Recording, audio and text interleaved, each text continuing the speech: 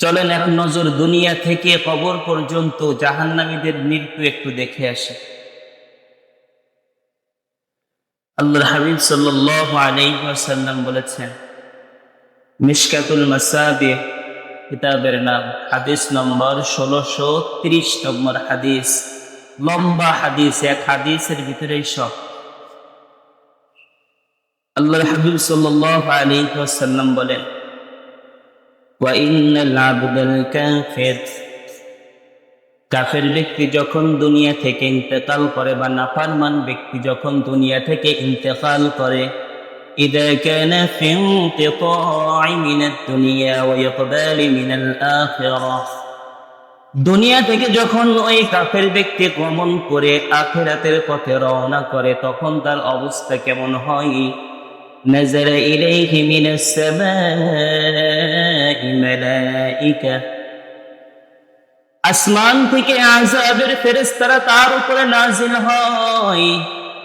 কেমন আযাবের ফেরেশতা, তাদের সূরত, তাদের সিরাত কেমন হবে? আল্লাহর হাবিব সাল্লাল্লাহু আলাইহি ওয়াসাল্লাম বলেন, তারা যে ওই কাফনের কাপড়টা নিয়ে আসবে ওই আযাবের ব্যক্তির আত্মাটা নেওয়ার জন্য, ওই কাফনের কাপড়টা হবে জাহান্নামের চট বিশিষ্ট কাফনের কাপড়, জাহান্নামী চট। ওইটা নিয়ে যখন এই আযাবের ফেরেশতারা ওই নাফরমানের কাছে পৌঁছায়, আগে আযাবের ফেরেশতারা আসে, তারপর মালাকুল মউত আসে। আগে মালাকুল মউত আসে। সুদুল বুজুহি মাহুমুল মুসূহ ফায়াজলিসু মিনহু মাদ্দাল বসর থুম্মা ইয়াজিদু মালাকাল মউত হাত্তা ইয়াজলিসা ইনদা রাসি, তারা এসে তার দৃষ্টি যত দূর পর্যন্ত যাইবে ওই আযাবের ফেরেশতারা তাদের চেহারা হবে কালো। চেহারার দিকে তাকাইলে কেমন জানি শরীরের লোমগুড়া দাঁড়ায় যাইবে। মালাকুল মউত দেখবে কি ওই আযাবের ফেরেশতারা যারা লাইনে বসে গেছে তার আত্মাটা নেওয়ার জন্য, তাদের দিকে তাকাইলেই তার জাহান্নামের আযাব কেমন দুনিয়া থেকে শুরু হয়ে যাবে। তারা বসার পর মালাকুল মউত হাত্তা ইয়াজলিসা ইনদা রাসি, মালাকুল মউত আসবেন, ইয়াজলিসা তার পাশে বসবেন, ইনদা রাসি মাথার কাছে।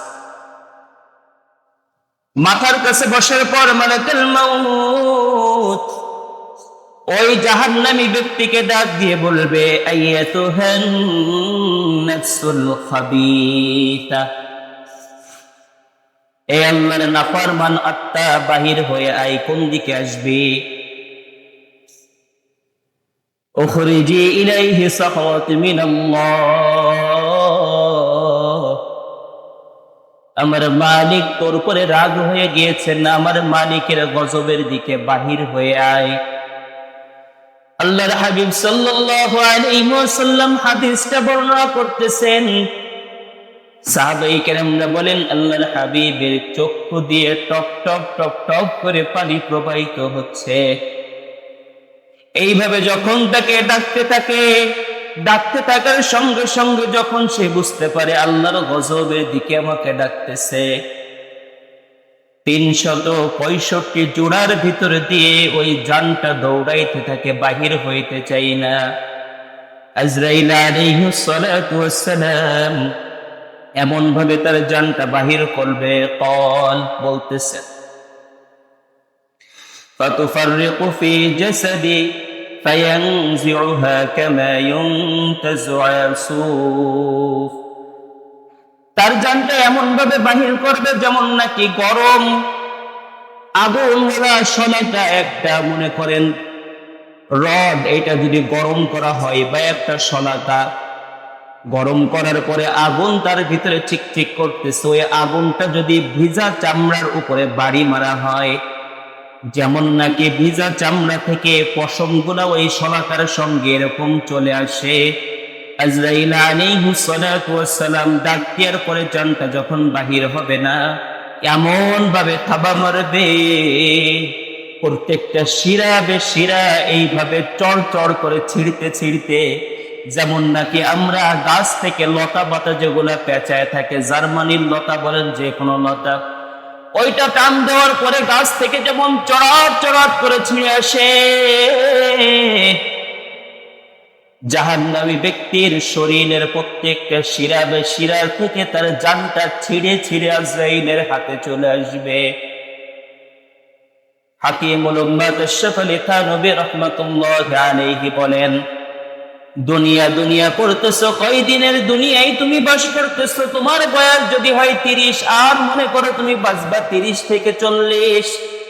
তোমার বয়স যদি হয়ে যায় 40, আর বাঁচবা মনে করো 20 থেকে 30। তোমার বয়স যদি হয়ে যায় 50, বাঁচবা আর 10 থেকে 20। তোমার বয়স যদি হয়ে যায় 60, তোমার 1 বছর পরেও ইন্তেকাল হতে পারে, 10 বছর বেঁচেও থাকতে পারো।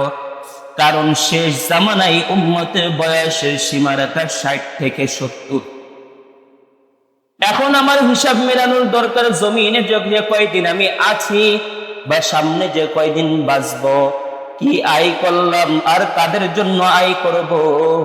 এটা কি আমার দুনিয়ার জন্য হচ্ছে নাকি আখিরাতের জন্য এর ভিতরে হচ্ছে? দুনিয়া ক্ষণস্থায়ী, আজ আছি কাল থাকবো না। আমি কি হারামের মধ্যে আছি না হালালের মধ্যে আছি? হাকিম উম্মাত আশরাফ আলী থানভী রাহমাতুল্লাহি আলাইহি বলেন, একটা ছাগলকে জবাই না করে ওই ছাগলের শরীর থেকে যদি চামড়াটা আস্তে আস্তে খুলে নেওয়া হয়, ছাগলের ভিতরে জান আছে, ছাগলটা কষ্ট পাচ্ছে, এমত অবস্থায় তাকে জবাই না করে তার মাথা থেকে পাও পর্যন্ত তার চামড়াটা যদি ছিলে নেওয়া হয়, ওই ছাগলটার যেমন কষ্ট হবে, জাহান্নামী ব্যক্তি যখন ইন্তেকাল করবে, এমন 70টা ছাগলকে কষ্ট দিলে যেমন কষ্ট হয়, তার থেকে বেশি কষ্ট তার জান কবজের সময় হবে। নাউজুবিল্লাহি মিন যালিক। আল্লাহ আমাদের হেফাজত করুক, বলেন আমিন।